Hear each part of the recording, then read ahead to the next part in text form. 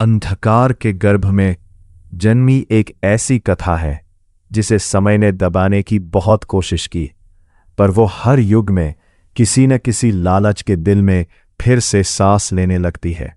अगर आपको रहस्य, डर और वो कहानियां पसंद हैं जो दिमाग में सवाल छोड़ जाएं, तो आप बिल्कुल सही जगह पर हैं।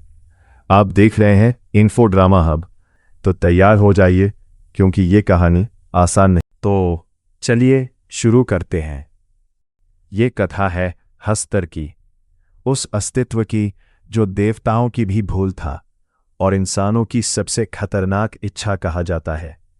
कि सृष्टि के आरंभ में जब देवता समृद्धि, अन्न और स्वर्ण के स्वामी बनने की होड़ में थे, तब हस्तर अकेला ऐसा था जिसे तीनों का वरदान मिला।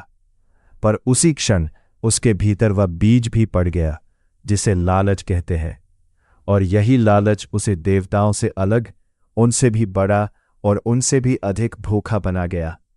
हस्तर ने स्वर्ग में रहते हुए ही नियम तोड़े।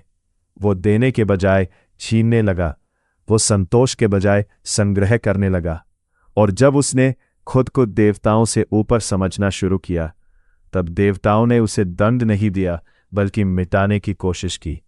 पर हस्तर मरा नहीं, वो केवल भुला दिया गया।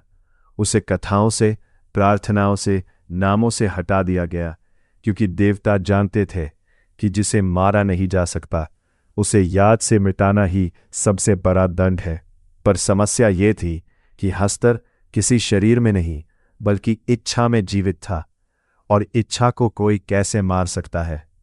समय बीतता गया, युग बदले, सभ्यताएं उठीं और गिरी, लेकिन हर उस इंसान के भीतर जो बिना श्रम के सब कुछ चाहता था, जो दूसरों के हिस्से पर नजर रखता था, जो सोने को भगवान से ऊपर मानता था, वहां हस्तर धीरे धीरे जागने लगा।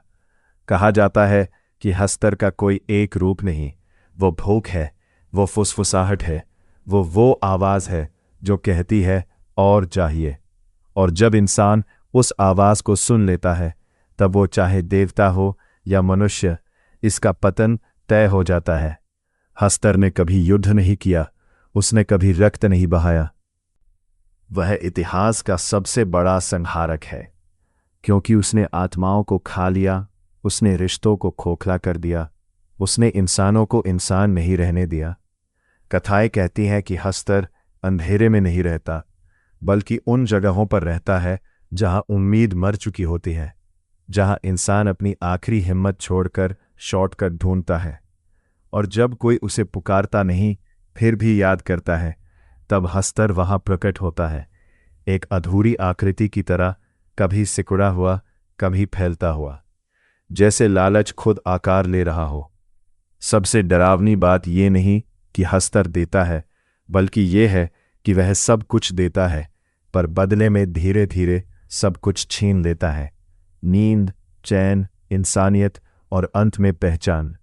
कहा जाता है कि जिसने एक बार हस्तर से लिया वह कभी तृप्त नहीं हुआ, क्योंकि हस्तर की दौलत खत्म नहीं होती, पर लेने वाले की आत्मा जरूर खत्म हो जाती है। देवताओं ने उसे बुलाकर कलती की थी, क्योंकि कहानी ये सिखाती है कि जिसे दबाया जाए वह और गहरा जड़ पकड़ता है, और हस्तर उसी दबे हुए अंधेरे की तरह है जो रोशनी से नहीं बल्कि लालच से बढ़ता है। आज भी जब कोई कहता है कि बस थोड़ा सा और, जब कोई सब कुछ होते हुए भी खाली महसूस करता है, जब कोई नियम, रिश्ते और नैतिकता को एक तरफ रखकर सिर्फ पाने के बारे में सोचता है, तो समझ लीजिए कि हस्तर कहीं दूर नहीं, वह वहीं है, आपके विचारों के कोने में, आपकी इच्छाओं की तह में चुपचाप मुस्कुराता हुआ। क्योंकि हस्तर को किसी मंदिर की ज़रूरत नहीं, किसी मूर्ति की ज़रूरत नहीं, उसे बस एक इंसान चाहिए जो संतोष भूल चुका हो। और जैसे ही वह इंसान टूटता है, हस्तर फिर से जीवित हो उठता है। यही कारण है कि हस्तर अमर है, क्योंकि जब तक इंसान है उसकी लालच है, और जब तक लालच है तब तक है। अंधकार में कोई न कोई फुसफुसाहट जरूर कहेगी। अगर ये कहानी आपको पसंद आई हो तो लाइक जरूर करें। ऐसी और रहस्यमयी कहानियों के लिए इन्फो ड्रामा हब को सब्सक्राइब करें और इस वीडियो को शेयर करें उन दोस्तों के साथ जिन्हें सस्पेंस का नशा है। कमेंट में बताइए आप अगली कहानी किस पर देखना चाहते हैं।